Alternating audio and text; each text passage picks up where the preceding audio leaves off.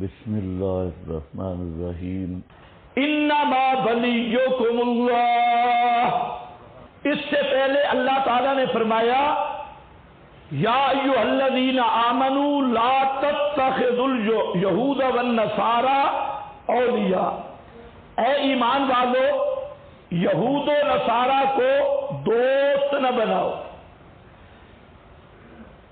اب فرمایا کہ دوست کس کو بناؤ؟ محل موالات. پہلے مضمون تھا ترک موالات. یہود و نصارہ سے مناصرت، استنصار. کون سے لفظ میں نے بولے؟ مناصرت، استنصار کا معاملہ نہ کرو، مناصرت کا معاملہ نہ کرو، استنصار کا معاملہ نہ کرو.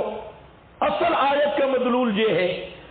استنصار کا معنی نصرت طلب کرنا، مناصرت علی المومنین، مومنوں کے خلاف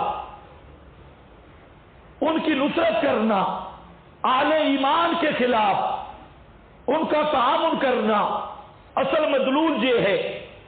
اور ثابت یہ بھی ہے کہ ان کے ساتھ محبت مودت کرنا حرام ہے اور ناجائز ہے. تو یہاں پر فرمایا کس سے دوستی کرنی ہے؟ محل موالات. انما ولیکم اللہ، انما سوائے اس کے نہیں، ولیکم اللہ، ولی تمہارا اللہ ہے، ورسولہ، اور اس کا رسول، والذین آمنوا، اور وہ لوگ جو ایمان لائے، الذین، وہ جو یقیمون الصلاۃ، جو قائم رکھتے ہیں نماز کو، وَيُؤْتُونَ الزَّكَاةَ، وَالَّذِينَ آمَنُوا، وَالَّذِينَ آمَنُوا کے بعد آمنو کے کچھ اوصاف ذکر کیے، جو ایمان لائے. کیوں؟ اس لیے کہ منافقین بھی کہتے تھے قالوا آمنا. یہ اوصاف ذکر کیے تاکہ منافقین اس والذین آمنوا سے خارج ہو جائے. یہ وہ قیود ذکر کی، کیونکہ منافق بھی کہتے تھے کہ ہم بھی ایمان لائے. تو یہاں پر کیا ذکر کیا کہ والذین آمنوا، وہ لوگ جو ایمان لائے. کون؟ الذین یقیمون الصلاۃ، وہ جو نماز قائم کرتے ہیں. منافق نماز پڑھتے ہیں اور مومن نماز قائم کرتے ہیں. دونوں کا فرق ہے یا نہیں؟ منافق نماز پڑھتے ہیں اور مومن نماز کو قائم کرتے ہیں. یہ قید اعتراضی ہے، منافق خارج. وَيُؤْتُونَ الزَّكَاةَ، اور زکوٰۃ ادا کرتے ہیں. اور منافق تعویلات کر کے زکوٰۃ صدقات دینے سے بچتے ہیں، بخیل ہیں. یؤتون الزکاۃ وہم راکعون، منافق نماز بھی پڑھتے ہیں اور زکوٰۃ بھی دینی پڑ جائے تو صرف ریاکاری کے لیے. قاموا الی الصلاۃ قاموا کسالى لا یذکرون. ہاں، ریاکاری. خالق بھائی دیکھیں بھائی صوفی بھی نماز پڑھ رہا ہے، زکوٰۃ دیں گے، صدقہ دیں گے منافق، تب بھی کیا ہوگا؟ لوگوں کو دکھانے کے لیے ذرا خیال کرنا، ریاکاری، اپنا نام بنانا. فرمایا یہ کون ہیں؟ یہ نماز بھی پڑھتے ہیں، زکوٰۃ بھی دیتے ہیں، وَهُمْ رَاكِعُونَ، اس حال میں کہ یہ دل سے اللہ سے ڈرنے والے ہوتے ہیں. وَهُمْ رَاكِعُونَ، مومن نماز پڑھتا ہے، زکوٰۃ دیتا ہے، اور ریاکاری کے لیے نہیں، اپنا نام بنانے کے لیے. ہم یہ نماز بھی پڑھتے ہیں، زکات بھی دیتے ہیں، اس حال میں کہ یہ دل میں اللہ سے ڈرنے والے ہوتی ہیں، اور منافق نماز پڑھتے ہیں، زکات دیتے ہیں، اس حال میں کہ ان میں رکوع نہیں ہوتا، یعنی خشوع اور خضوع نہیں ہوتا، اس حال میں وہ دو لوگوں کو دکھلاتے ہیں، ریاکاری کے لیے کرتے ہیں، بناوٹ اور سوار کے لیے کرتے ہیں۔ یہ تو ہے آیت کا سیدھا واضح ترجمہ۔ یہاں راکعون کا معنی آپ سمجھ گئے، خاضعون۔ اب ذرا ایک مسئلہ سمجھو مختصر۔ مسئلہ یہ ہے کہ اہل تشیع شیعہ مذہب، بنیادی بات تو یہ ہے کہ اسلام میں جتنے فتنے پیدا ہوئے تو شیعہ مذہب باب الفتن ہے۔ اسلام میں جتنی مصیبتیں آئیں اس کا اصل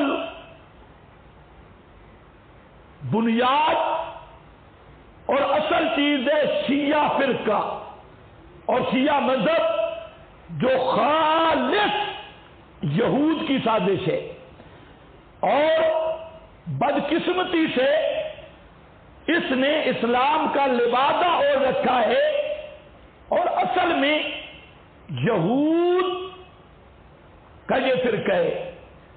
شیعہ مذہب یہ اسلامی فرقہ نہیں، یہ خالص یہودی فرقہ ہے۔ اور یہودیت، جیسے ابھی آپ پڑھتے ہیں، ان آیات میں بھی پڑھا کہ نبی کریم علیہ السلام کے زمانے میں بھی جتنے منافقین تھے اکثر ان میں یہودی تھے۔ یہودیت نے اسلام کا لبادہ اوڑھ کے اسلام کو نقصان دیا، اور پھر باقاعدہ یہی تاریخ جو چل رہی تھی جب خیبر سے بنو قریظہ اور بنو نذیر سے یہودیوں کو جلا وطن کر دیا گیا، اور نبی کریم صلی اللہ علیہ وسلم نے اعلان کر دیا اخرج الیہود من جزیرۃ العرب، عرب کے جزیرہ سے یہودیوں کو جلا وطن کر دیا جائے۔ حضرت فاروق اعظم نے اس پر عمل کیا اور جزیرۃ العرب میں کوئی یہودی باقی نہ چھوڑا، سب کو نکالا۔ تو اب پہلے جو ان کی ترتیب تھی اس میں تھوڑی تبدیلی ہے۔ حضرت عثمان کے دور میں ایک شخص تھا عبداللہ ابن سبا، تو عبداللہ ابن سبا نے جو کٹر یہودی تھا اس نے اسلام کا لبادہ اوڑھا، اور وہ خیبر، بنو نذیر، بنو قریظہ نے جو نبی کریم صلی اللہ علیہ وسلم نے یہودیوں کے ساتھ جہاد کیا، ان کے مولویوں کو ذبح کیا اور ان کے علاقے خالی کروا دیے، اس کا بدلہ لینے کی سازش میں اور سکیم میں یہودیت نے روپ اختیار کیا اسلام کا، اور وہ عبداللہ ابن سبا پہلا شخص ہے جو یہودی تھا، اور اس نے اس سکیم کے ساتھ اسلام کا لبادہ اوڑھا۔ اور یہ شخص ہے عبداللہ ابن سبا، شیعہ مذہب کا بانی۔ یہ پہلی اینٹ ہے۔ یہ میرے پاس ہے رجال کشی، یہ شیعوں کی اسماء الرجال کی سب سے اہم کتاب ہے، خود شیعہ مذہب کی چند کتابیں ان کی اسماء الرجال میں ایک رجال کشی ہے، ایک تنقیح المقال ہے، اس طرح کی چند کتابیں۔ یہ رجال کشی اسماء الرجال میں شیعہ مذہب کی سب سے فائق اور معتبر کتاب۔ اس میں خود کشی لکھتا ہے اسی بات کو عبداللہ ابن سبا کے حوالے سے۔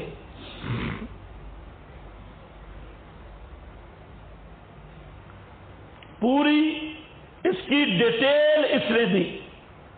کہتا ہے وَذَكَرَ بَعْضُ أَهْلِ الْعِلْمِ أَنَّ عَبْدَ اللَّهِ بْنَ سَبَا كَانَ يَهُودِيًّا. بعض اہل علم نے ذکر کیا کہ عبداللہ ابن سبا کان یہودیًا، یہ یہودی تھا، فاسلم، یہ اسلام لایا، ووالا علیًا، اس نے حضرت علی سے محبت کا دعویٰ کیا، والا علیًا، وکان یقول، اور تھا کہتا بہوا علی یہودیتہ، اس حال میں کہ وہ اپنی یہودیت پر تھا.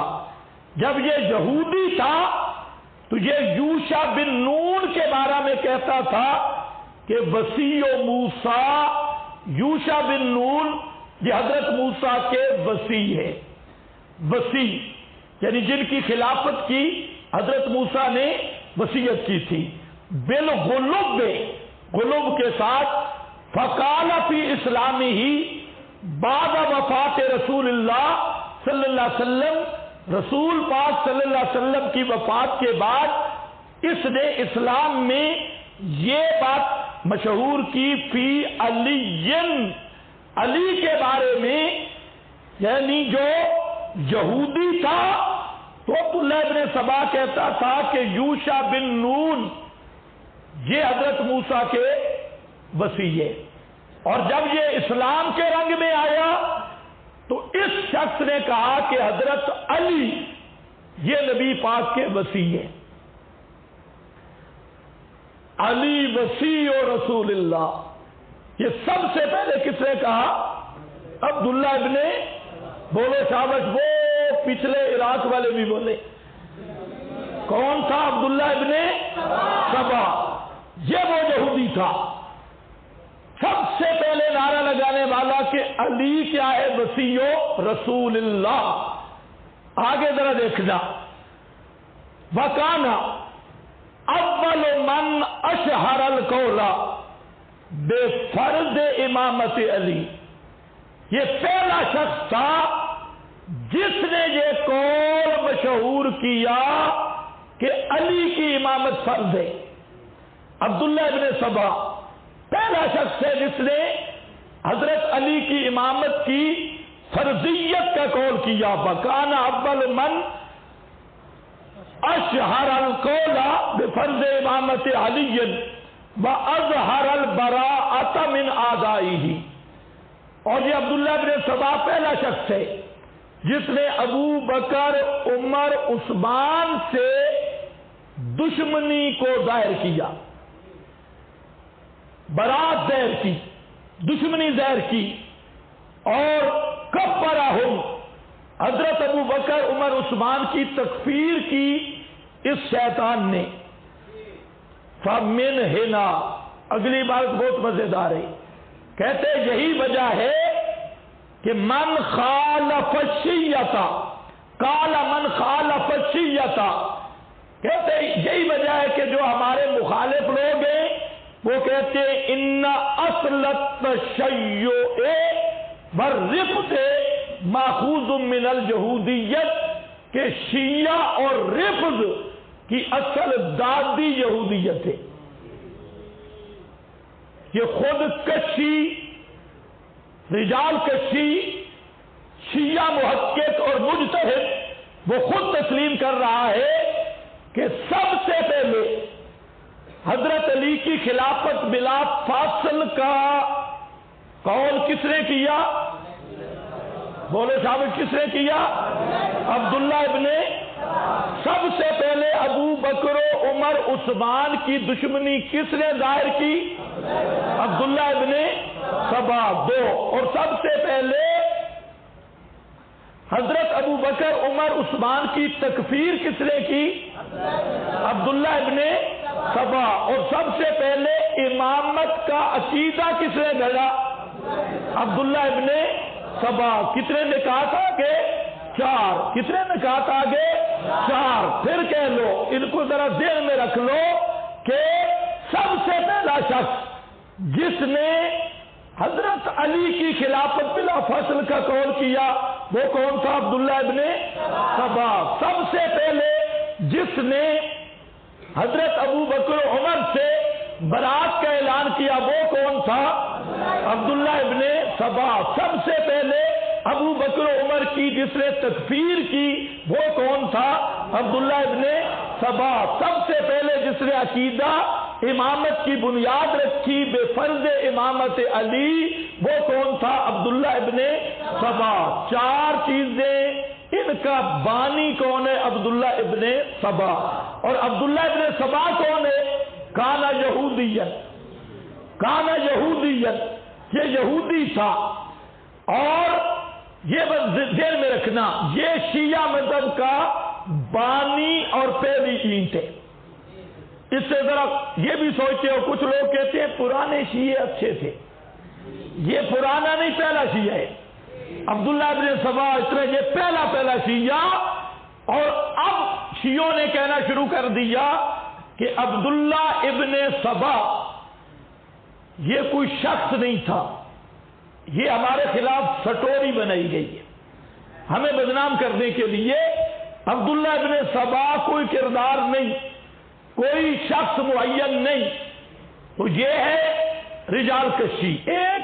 اور ہماری کتب اہل سنت کی البدایہ بھی اور ابن اسیر بھی، الکامل ابن اسیر اور تاریخ کی سب معتبر کتابوں میں اس عبداللہ ابن سبا کا تذکرہ موجود ہے، احادیث میں بھی موجود ہے۔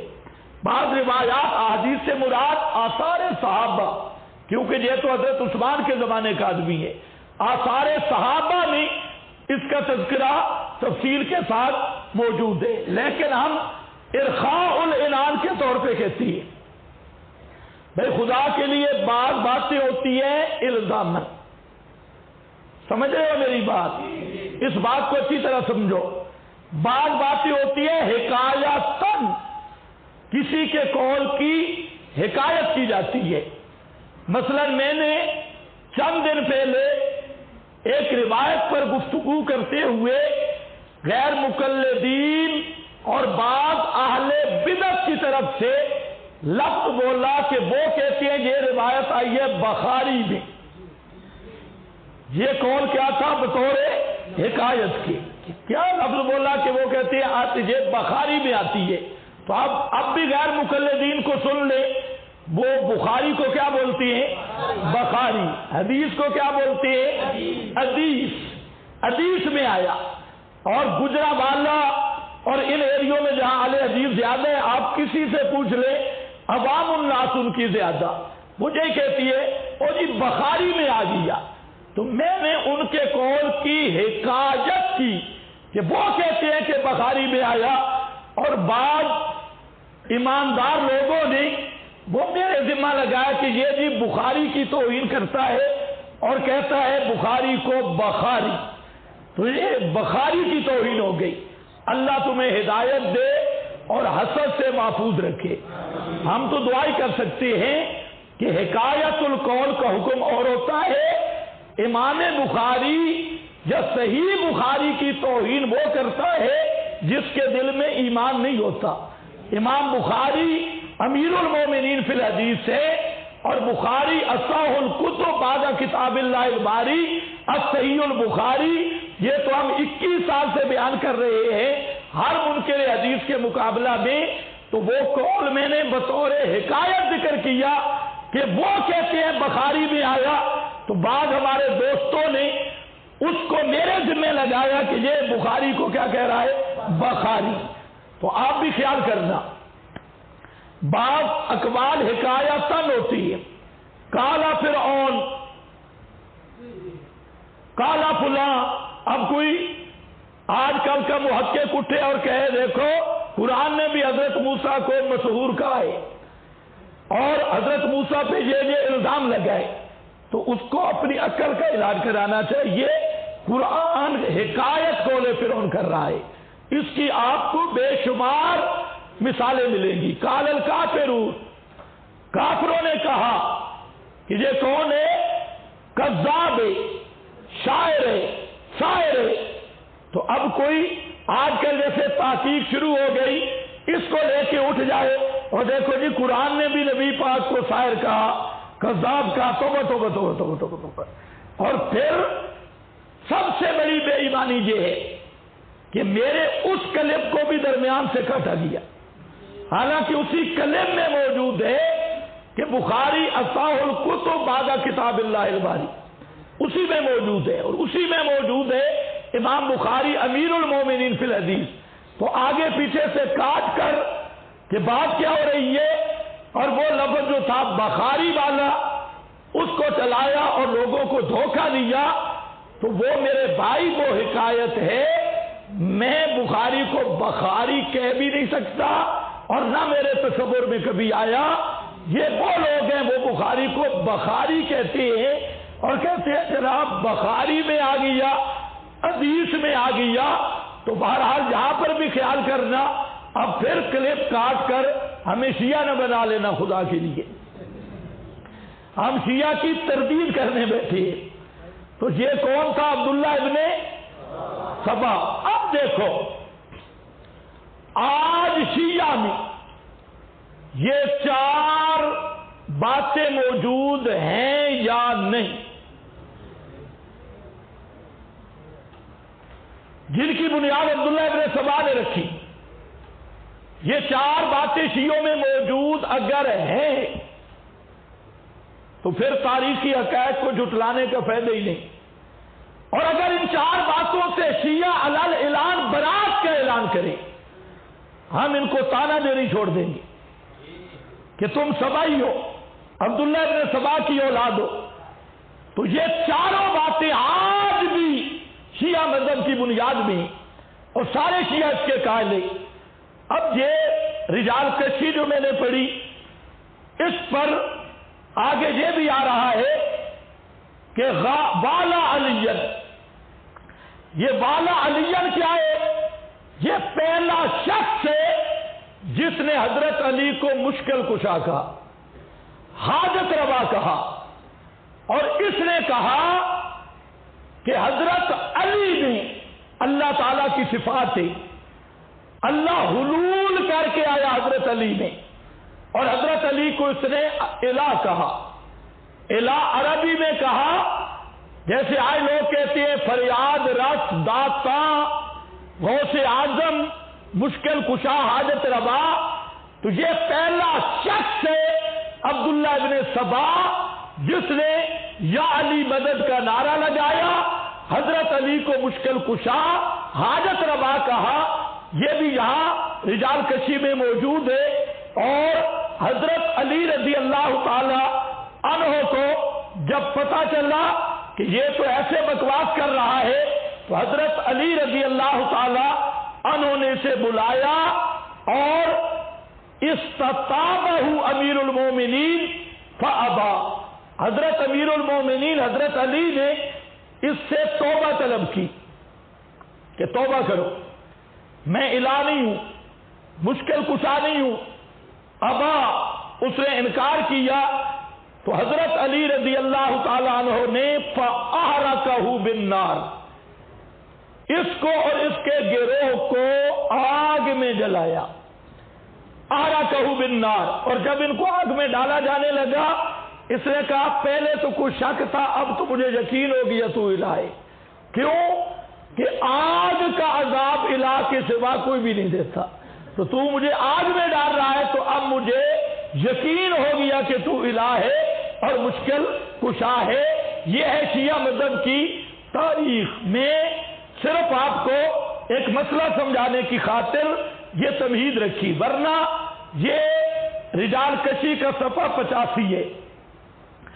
یہی بات ترقی المقال جلد 2 صفحہ 184 پر موجود ہے، کامل ابن اسیر جلد 3 اور صفحہ 154 پر البدایہ والنہایہ صفحہ 167 جلد ہفتم میں 7ویں جلد، اور روضۃ الصفا شیعہ مذہب کی کتاب جلد 2 صفحہ 470 میں ناسخ التواریخ، یہ بھی شیعوں کی، اور انوار نعمانیہ یہ بھی شیعہ کی کتاب ہے، صفحہ 234. اسی طرح فراق الشیعہ شیخ مفید کی، اس میں ہے ہوا اول من اشار القول بفرض امامت علی. یہ فراق الشیعہ، ان سب کتابوں میں یہ چیز موجود ہے. اور اسی طرح بہار الانوار ملا باقر مجلسی جلد 15 صفحہ 122 وغیرہ پر تو یہ اور بھی اس طرح کی چیزیں موجود ہیں. بہرحال سب سے پہلی بنیاد کہ حضرت علی کی خلافت بلا فاصل کا قول یہ کہاں سے آیا؟ یہودیوں سے. اہل اسلام میں اس کا تصور بھی نہیں تھا. اب اس پر شیعہ نے آگے چل کے اس پہ بنیاد رکھی. یہ اصول کافی ہے. اس کی لمبی عبارتیں انشاءاللہ جب شیعہ رد شیعہ پر گفتگو ہوگی تو اس کی بہت ساری چیزیں آئیں گی. تو اصول کافی میں بنیاد رکھی گئی. ان میں سے پہلی بنیاد کہ عقیدہ امامت یہ اصول دین سے ہے. اہل تشیع کا عقیدہ ہے. دوسری بات اب کر رہا ہوں کہ عقیدہ امامت کس سے؟ اصول دین سے. آپ بول نہیں رہے جو پچھلے بیٹھے ہو. عقیدہ امامت کس سے؟ اصول دین سے. یہ ایک بنیاد رکھی. اور پھر اہل تشیع نے اپنی تمام کتب میں یہ دعویٰ کیا کہ حضرت علی 12 امام یہ ہے منصوص من اللہ، اور امامت کے لیے شرط ہے کہ اس پر نص صریح موجود ہو، اور ہے بھی اصول دین سے. تو اس لیے یاد رکھنا اس مسئلہ میں اہل تشیع مدعی ہے کہ ان کے نزدیک امامت اصول دین سے ہے، اور ان کا یہ دعویٰ ہے کہ ہمارے امام منصوص من اللہ ہیں. اور ظاہر بات ہے اصول دین کے اس بات کے لیے اہل سنت اہل تشیع دونوں متفق ہے کہ وہاں نص درکار ہے، قطعی الثبوت اور قطعی الدلالت. کون سی نص؟ قطعی الثبوت اور قطعی الدلالت. کوئی بھی اصل من اصول الدین نص قطعی الثبوت قطعی الدلالت کے بغیر ثابت نہیں ہو سکتا. تو اس مسئلہ میں مدعی کون ہے؟ اہل تشیع. ان کا دعویٰ ہے کہ حضرت علی کی امامت یہ منصوص ہے اور اصول دین سے. پوری دنیا کے شیعوں کو، یہاں جامعۃ المنتظر سے لے کر قم تک کے شیعوں کو ہمارا پوری زندگی کے لیے چیلنج ہے کہ حضرت علی کی خلافت بلا فاصل پر نص قطعی ثبوت بھی ہو اور قطعی دلالت بھی ہو. جرأت کرو اور پیش کرو. ایک نص لاؤ قطعی ثبوت قطعی دلالت، اور صرف پاکستان کے شیعہ نہیں تمام عالم کے شیعہ وہ جمع ہوں اور حضرت علی کی خلافت بلا فاصل پر ہاتھو برہانکم ان کنتم صادقین. لیکن قیامت آ جائے گی، شیعہ ذاکر رو رو کے مر جائے گا، اور نص قطعی تو درکنار حضرت علی کی خلافت بلا فصل پر نص ظنی اور دلالت بھی کہیں نہیں مل سکتی. نص قطعی اور دلالت تو دور کی بات ہے، اور خبر متواتر یہ تو دور کی بات، خبر باعث صحیح بھی حضرت علی المرتضیٰ کی امامت بلا فاصل پر نہیں مل سکتی. اور خبر باعث صحیح چھوڑو، حضرت علی کا اپنا قول دکھا دو. حضرت علی رضی اللہ تعالیٰ عنہ کا اپنا قول دکھا دو کہ انہوں نے اپنی خلافت بلا فاصل کا کبھی دعویٰ کیا ہو. حضرت علی سے نہیں ملتا، حضرت حسن سے دکھا دو.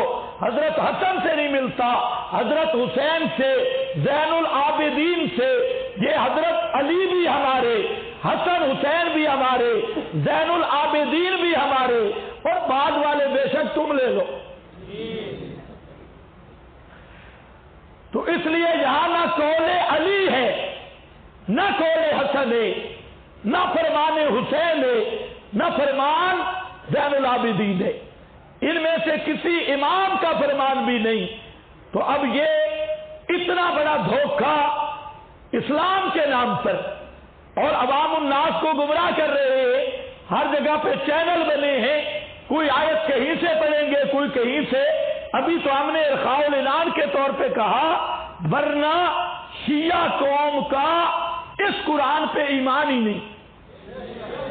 یہ نمونے کے طور پہ دو چیزیں ہیں، ایک ہے تفسیر کمی، یہ ان کا سب سے بڑا دجال کم کا، اور یہ ان کی سب سے بڑی تفسیر اور امہات تفاسیر میں سے ہے۔ اس کمی میں پوری تفسیر یہ بتا رہی ہے کہ یہ قرآن اصلی ہے ہی نہیں۔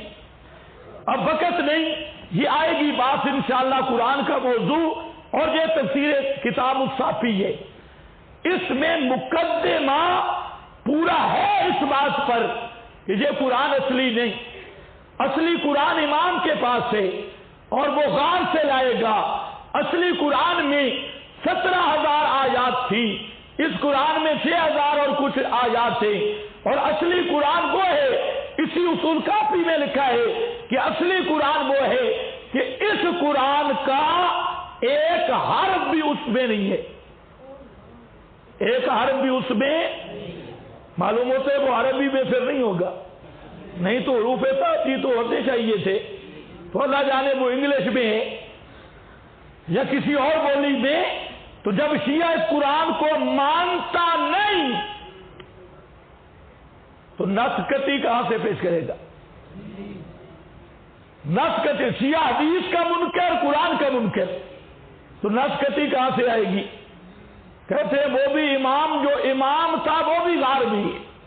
اب تو نسکتی کا دروازہ ہی بند ہو چکا ہے، قرآن اصلی نہیں ان کے نزدیک، حدیث حجت نہیں ان کے نزدیک، اور قول امام تھا، امام 12 تھے، قیامت لیٹ ہو گئی، ایک امام بیچارہ صدیوں سے ابھی غار میں بیٹھا ہے، اس تک نہ فون کا رابطہ ہے، نہ کوئی وائرلیس سسٹم ہے، نہ کوئی کمپیوٹر وہاں پہنچتا ہے، اس سے رابطے کوئی نہیں، تو اب نسکتی آئے گی کہاں سے؟ تو یہ دوسری بات میں نے عرض کی کہ اس مسئلہ میں مدعی کون ہے؟ اہل تشیع، اور مسئلہ کس کا ہے؟ اصول دین کا، اور اس اصول دین پر کسی ذمہ دار شیعہ میں جرأت ہے تو اصول کے مطابق حضرت علی کا نام ہو، خلافت بلا فصل کی صریح صراحت ہو، اور اس 30 پاروں والے قرآن میں سے کوئی آیت یا کوئی خبر متواتر جو تواتر مسلم بین الفریقین ہو، ایسی تواتر پیش کر دے تو ہم شیعہ کو منہ مانگا انعام دیں گے، لیکن ایسی بات ای خیال استو محال استو جنو۔ اب جب دلیل تو ہے کوئی نہ، تو انہوں نے ہاتھ پاؤں مارنے شروع کیے کہ کہیں سے نس لائیں، تمہید ختم، اب تقریر سنو۔ اب آئے اس آیت پہ کہتے ہیں یہ آیت جو ہے انما ولیکم اللہ ورسولہ، یہ آیت حضرت علی کی خلافت پر نص کرتی ہے، خلافت بلا فاصل پر نص کرتی۔ اب ذرا دیکھو، آپ ذرا آیت کے ترجمے میں غور کرو، حضرت علی کا نام ہے، پوری آیت دیکھو، غور سے مطالعہ کرو، انما ولیکم اللہ ورسولہ والذین آمنوا الذین یقیمون الصلاۃ ویؤتون الزکاۃ وہم راکعون۔ یہاں دو لفظ ہمیں درکار ہے، خلافت بلا فصل کس لفظ کا معنی ہے اور علی کس لفظ کا معنی ہے، دونوں چیزیں دکھانی ہوگی، خلافت بلا فصل اور حضرت علی کے نام کی صراحت آپ دیکھ لیں ہے قرآن میں نہیں ہے۔ اچھا، یہ تمام اہل باطل اس کا طریقہ ہے، وہ قرآن پڑھیں گے اور پھر بھاگیں گے روایت کی طرف، روایات کی طرف بھاگیں گے، عوام کو دھوکہ دیں گے کہ ہم قرآن پڑھ رہے ہیں یا کسی تفسیر کا حوالہ دیں گے، فلاں نے یہ لکھا۔ اہل حق کا طریقہ یہ ہے کہ وہ اپنا عقیدہ قرآن کے الفاظ سے دکھاتی۔ یہ ذرا توجہ سے سنو، اب یہاں بھی اہل تشیع نے 4 جھوٹ بولے اس آیت سے استدلال کرنے کے لیے۔ سب سے پہلا جھوٹ اہل تشیع کا کہ سنی شیعہ مفسرین اس بات پہ متفق ہیں کہ یہ آیت حضرت علی کے لیے نازل ہوئی، حضرت علی کی شان میں نازل ہوئی۔ یہ پہلا دعوی اہل تشیع کا کہ سنی شیعہ متفق ہے۔ ایک نمبر 2، دوسرا دعویٰ ہے کہ یہاں لفظ ولی اس کا معنی ہے خلیفہ بلا فاصل، اور تیسرا امر یہ ہے کہ ایک روایت کو ساتھ پیوند کیا، نتھی کیا، کہ ایک روایت میں ہے کہ حضرت علی نماز پڑھ رہے تھے، ایک سائل آیا، سائل نے سوال کیا تو حضرت علی نے اپنی انگوٹھی حالت رکوع میں اتار کر اس سائل کو دے دی۔ تو یہاں پر جو لفظ آیا الذین یقیمون الصلاۃ ویؤتون الزکاۃ وہم راکعون، وہ مومن جو زکات دیتے ہیں اس حال میں کہ وہ رکوع کرنے والے ہو۔ تو اس سے مراد کون ہے؟ حضرت علی۔ یہ روایت ساتھ بھی لائی۔ کتنی باتیں ہو گئی؟ 3۔ پہلی بات کیا تھی؟ پہلی بات تھی سنی شیعہ متفق ہیں کہ یہ آیت حضرت علی کی شان میں نازل ہوئی۔ میں کہتا ہوں یہ 100% جھوٹ ہے، یہ جھوٹ نمبر 1 ہے۔ آپ اہل سنت کی کتاب ابن جریر اٹھا لیں، ابھی میری اینک پھر رہ گئی، جہاں پر بھی ہوگا تو ابن جریر اٹھا لے، روح المعانی اٹھا لے، اسباب النزول اٹھا لے، اس آیت کے متعلق اہل سنت اور شیعہ مذہب کی تفسیر مجمع البیان وہ اٹھا لے، اس میں ایک قول یہ لکھا ہے کہ یہ آیت حضرت عبادہ بن صامت کے حق میں نازل ہوئی، ایک قول یہ لکھا ہے کہ یہ آیت حضرت عبداللہ ابن سلام کے حق میں نازل ہوئی۔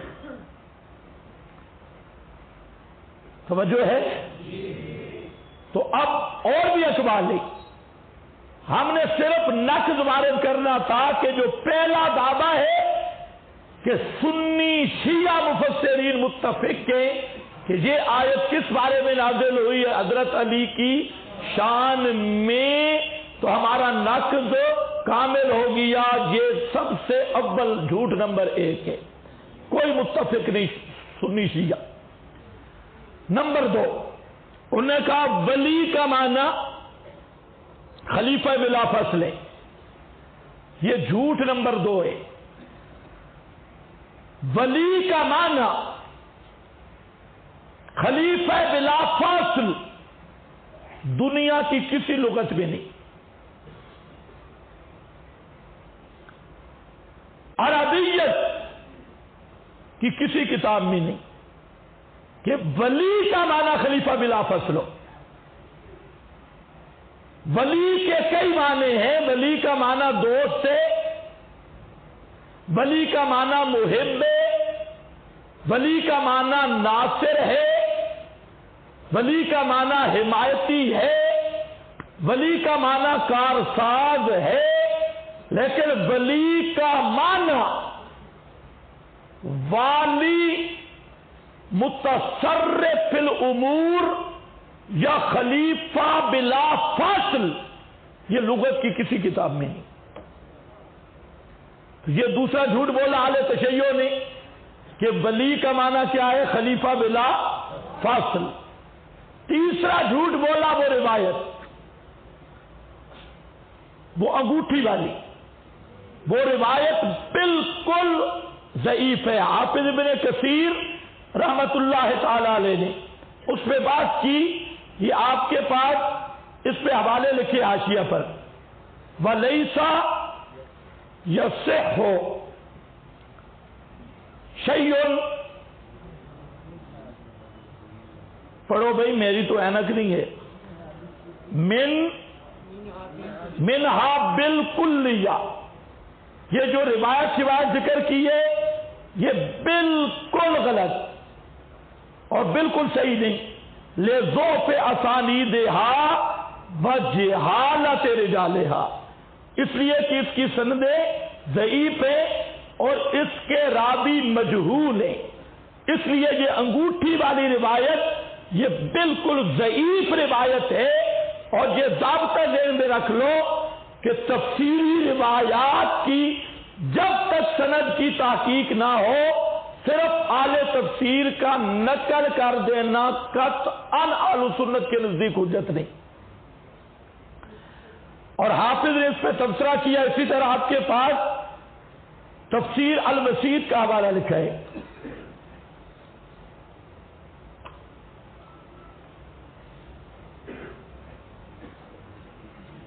اس نے بھی اس پر تبصرہ کیا کہ یہ روایت صحیح نہیں ہے۔ تو اب دوسرا جھوٹ تھا کہ ولی بمعنی خلیفہ بلا فصل، اور تیسرا جھوٹ تھا وہ روایت انگوٹھی والی۔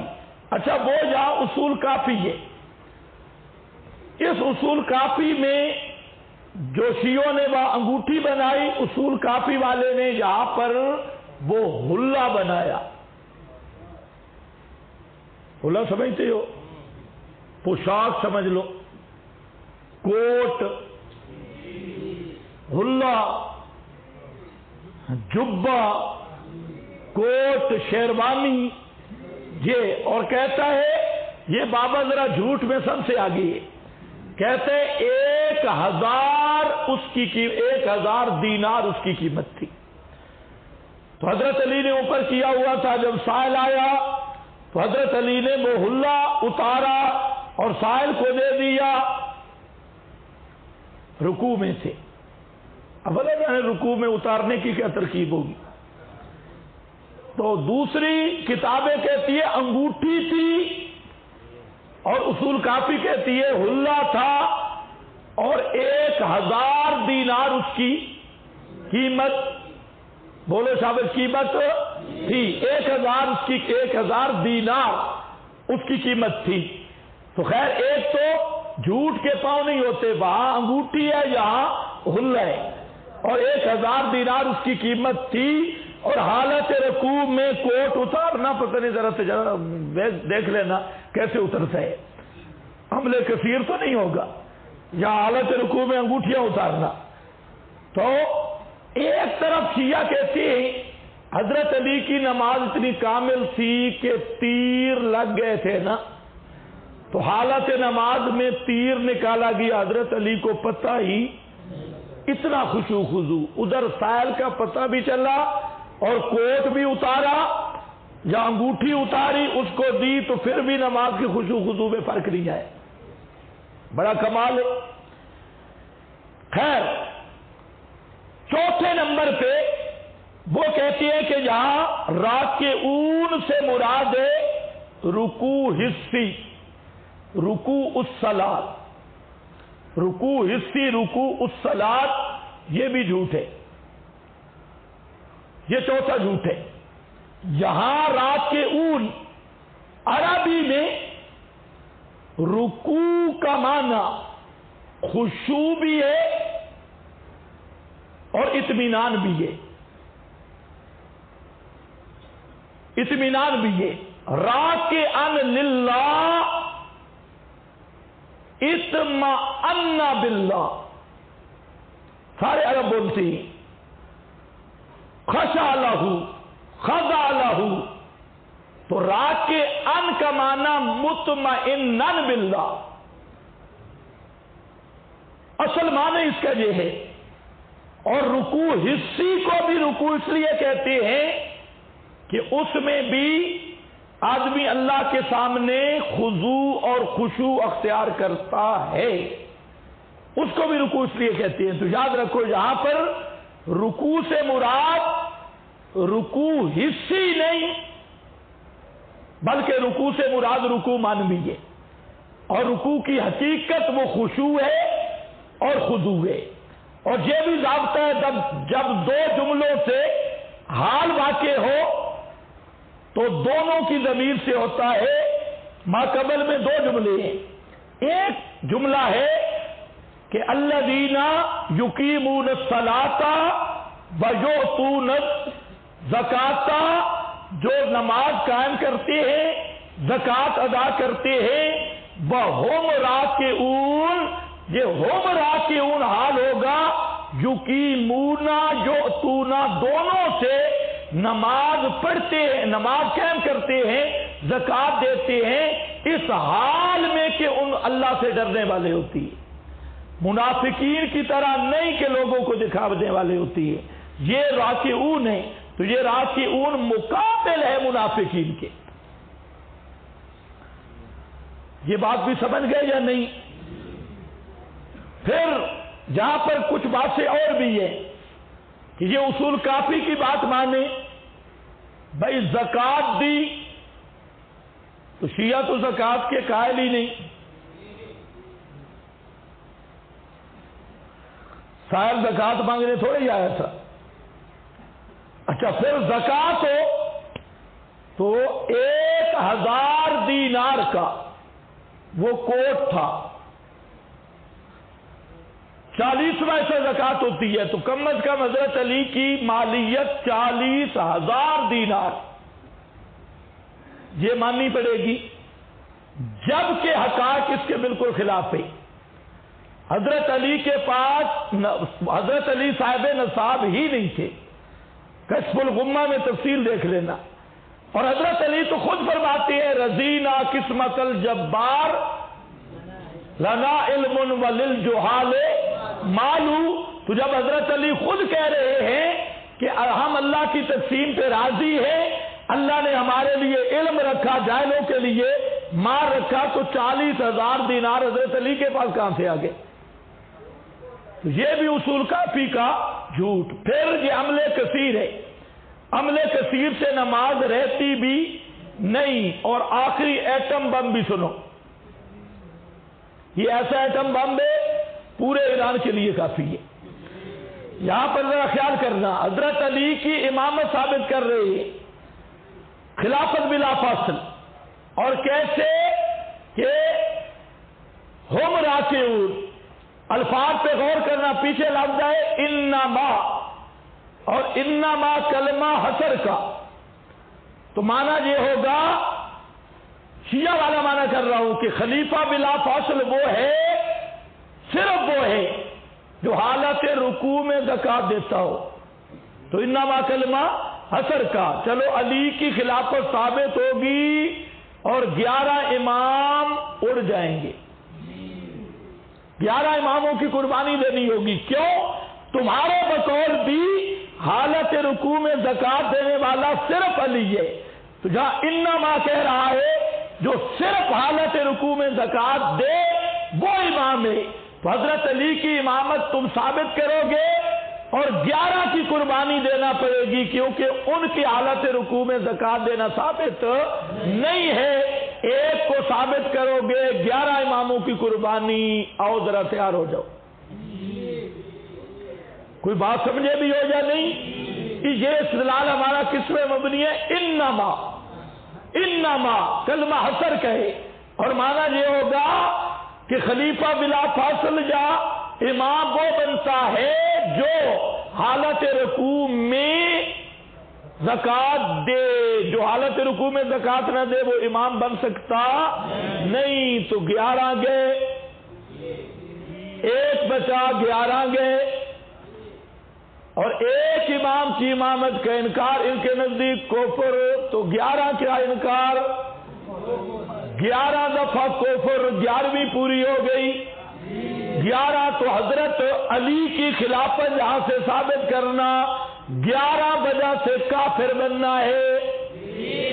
یہ ہے دنیا میں لعنت. جب جھوٹ بولا تو اپنے استدلال اور اپنے مذہب کے مطابق صدیق اکبر کے خلاف کھڑے تھے کہ ان کی امامت کو ہم ختم کریں، اور خود گرفتار 11 دفعہ لعنت اور کفر میں ہو گئے، اور 11 دفعہ لگے کفر کے. ہمارا ایک ساتھی ہے قاری محمد یوسف صاحب، بڑا مخلص ساتھی ہے. وہ کوئی بات ہو تو وہ کہتے ہیں 11 سے ضرب، 11 سے ضرب. تو اب یہاں پر بھی ضرب کس سے ہوگی، 11 سے ضرب ہوگی. 11 دفعہ کافر بنے گا. تو الغرض اس آیت سے استدلال کے لیے شیعوں نے کتنے جھوٹ بولے، کتنے بولے، 4 جھوٹ بولے. آیت میں کوئی اشارہ تک بھی نہیں. اور ولیکم اللہ کا وہی معنی ہے، پھر اللہ کس کا خلیفہ بلا فصل ہے، رسول کس کا خلیفہ بلا فاصل ہے، ولی کا معنی خلیفہ بلا فاصل. تو یہ شیعہ کی خالص جہالت ہے. البتہ ایک بات چونکہ اب آ گئی وہ بھی سن لو. یہ میرے پاس تفسیر کمی ہے.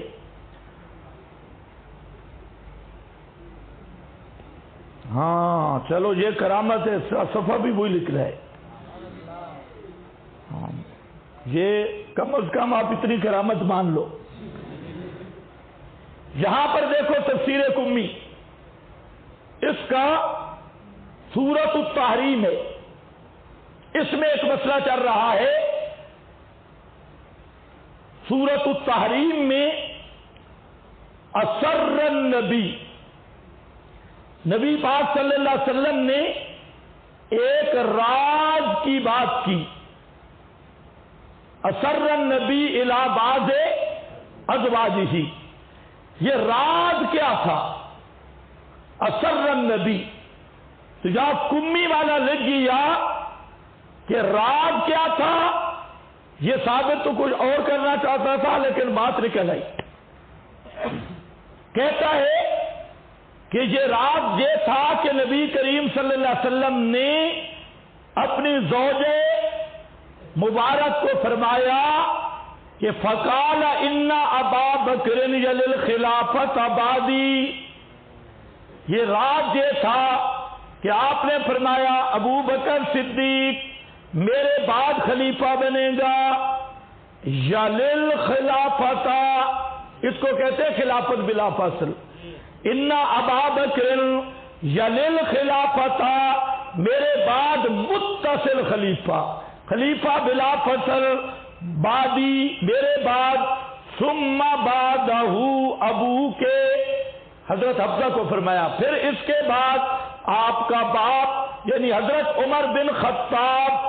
فقالت، تو حضرت صفیہ نے عرض کی من اخبرہ کا بہذا، یہ آپ کو کس نے بتایا.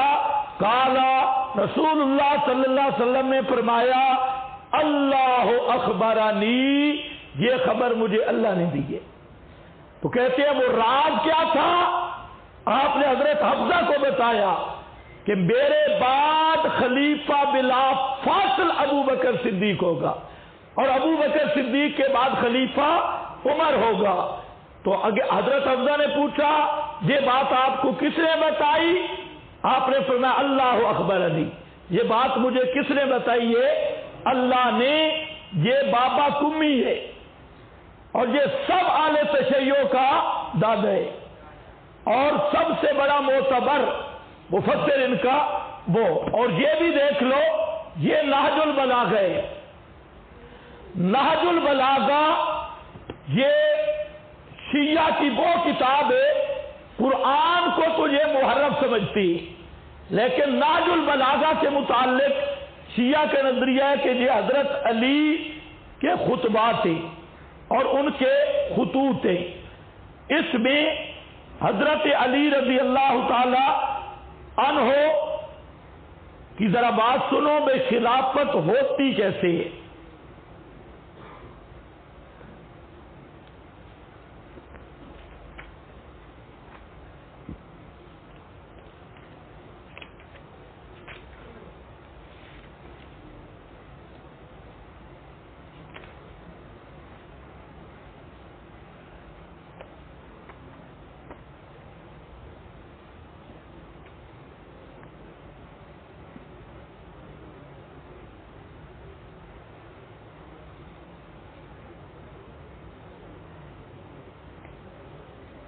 ایک تو کل جو میں عبارت بتا رہا تھا آپ کو کہ حضرت علی حضرت معاویہ کو پکا مومن سمجھتے تھے اور اصحاب معاویہ کو پکا جنتی سمجھتے تھے۔ یہ جو بیروتی چھاپا ہے نہج البلاغہ کا، اس کا صفحہ نمبر 200 ہے، ایرانی چھاپے کا اور صفحہ ہے۔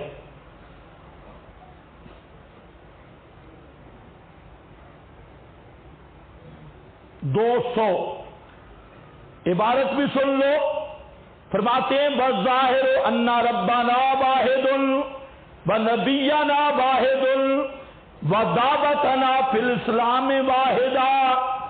حضرت علی فرماتے ہیں ظاہر بات ہے ہمارا رب ایک ہے، وَنَبِيَّنَا وَاحِدٌ ہمارا نبی ایک ہے، وَدَعْوَتَنَا فِي الْإِسْلَامِ وَاحِدًا اور ہماری دعوت اسلام میں ایک، لَا نَسْتَزِيدُهُمْ فِي الْإِيمَانِ بِاللَّهِ وَالتَّصْدِيقِ بِرَسُولِهِ ہم زیادہ نہیں ہیں حضرت معاویہ اور ان کے ساتھیوں سے فی الایمان باللہ اللہ کے ساتھ ایمان میں، بتصدیق برسول ہی اور رسول کی تصدیق میں، بلا یستزیدوننا اور وہ ہم سے زیادہ نہیں، والامر واحد معاملہ ایک ہے، الا مختلفنا فی من دم عثمان ہمارا اختلاف حضرت عثمان کے خون کے بارے میں ہے، وَنَحْنُ مِنْهُ بُرَاءٌ اور اللہ کی قسم ہم خون عثمان سے بری ہیں۔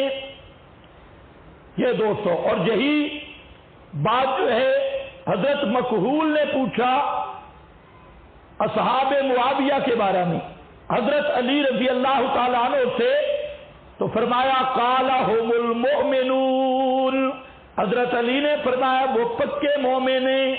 یہ ابن عساکر جلد 1 صفحہ 330، اسی طرح المنتقى للذہبی، امام ذہبی کی کتاب المنتقى صفحہ 335، اور اسی طرح سئل عن علی، حضرت علی سے پوچھا گیا کہ صفین اور جمل کے جو مقتول ہیں، جنگ صفین کے مقتول جمل کے، اس کا کیا حکم ہے؟ فقال قتلانا وقتلاہم فی الجنہ، تو حضرت علی نے فرمایا ہمارے مقتول اور حضرت معاویہ اور ان کے ساتھیوں کے مقتول جنتی ہیں۔ یہ مصنف ابن ابی شیبہ جلد 4 صفحہ 1036، مجمع الزوائد صفحہ 357 جلد نمبر 9، سیر اعلام النبلاء جلد 3 اور صفحہ نمبر 95۔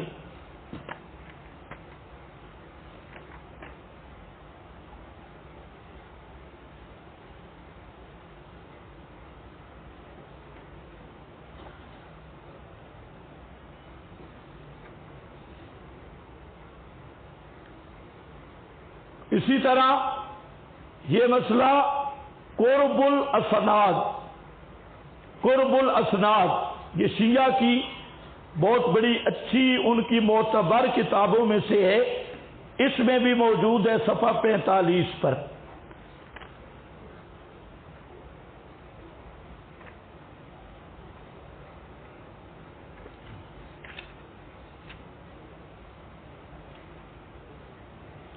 اب سنو، حضرت معاویہ کی طرف حضرت علی کا خط ہے، یہ نہج البلاغہ ہے، صفحہ 494۔ یہ کتاب آج کل مل رہی ہے، یہ ہر طالب علم کے پاس ہونی چاہیے، کیونکہ یہ ان کے نزدیک معتبر ماخذ ہے۔ حضرت معاویہ کی طرف حضرت علی نے خط لکھا، خلافت کے معاملہ بھی۔ دلیل کیا دی؟ انہو بایعنی القوم الذین بایعوا ابا بکر، اپنی خلافت کے حقانیت ثابت کرنے کے لیے چوتھے نمبر پر، اور حضرت معاویہ کو بیعت کرنے کی ترغیب دینے کے لیے لکھا کہ انہو بایعنی القوم، بات یہ ہے کہ میری بیعت اس قوم نے کی ہے الذین بایعوا ابا بکر، جس قوم نے ابو بکر صدیق کی بیعت کی، وعمر، اور حضرت عمر کی اور حضرت عثمان کی، علی ما بایعوہم علیہ، اور ان شرائط پہ بیعت کی جن شرائط پہ ان کی بیعت کی تھی۔ توجہ ہے؟ حضرت علی نے اپنے چوتھے نمبر کی خلافت کو ثابت کس دلیل سے کیا؟ کہ میری بیعت ان لوگوں نے کی ہے جو ابو بکر، عمر، عثمان کی بیعت کرنے والے ہیں، اور ان شرائط پہ انہوں نے بیعت کی جن شرائط پہ ابو بکر و عثمان عمر کی بیعت ہوئی۔ تو کیا مطلب؟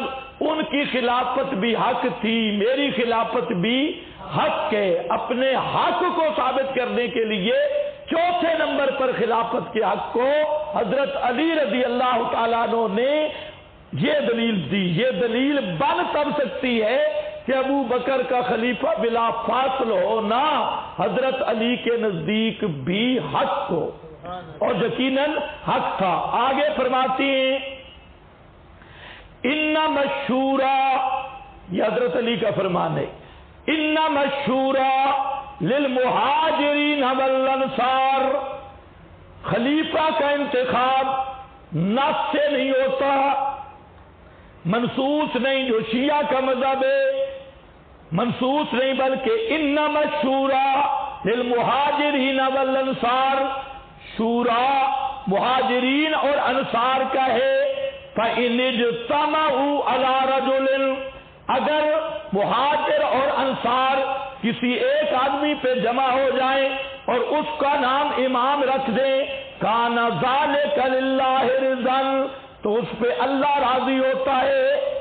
مہاجرین انصار جس کو خلیفہ بنا لے، كَانَ ذَلِكَ لِلَّهِ رِضًا فَإِنْ خَرَجَ مِنْ أَمْرِهِمْ، اگر جس کو مہاجرین انصار خلیفہ مان لے اس سے کوئی نکلے تو اور اس کو تسلیم نہ کرے، ردوا الی ما خرج منہ، اس کو واپس کیا جائے گا۔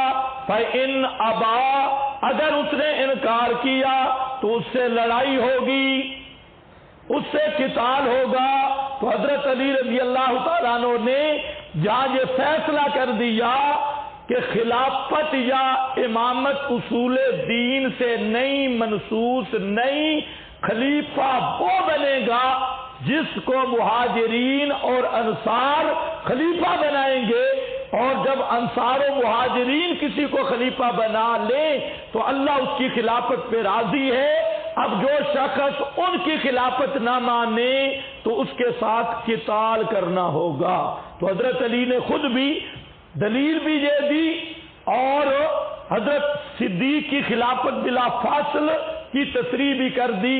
آپ ذرا اندازہ کر لیں کہ حضرت علی کہتے ہیں حضرت ابو بکر خلیفہ بلا فاصل ہے، اور شیعہ آج قرآن کی تعریف کر رہے ہیں کہ اس آیت سے حضرت علی کی خلافت بلا فاصل ثابت ہوتی ہے، جو نہ اللہ کے پیغمبر کے وہم و گمان میں، نہ خود علی کے وہم و گمان میں۔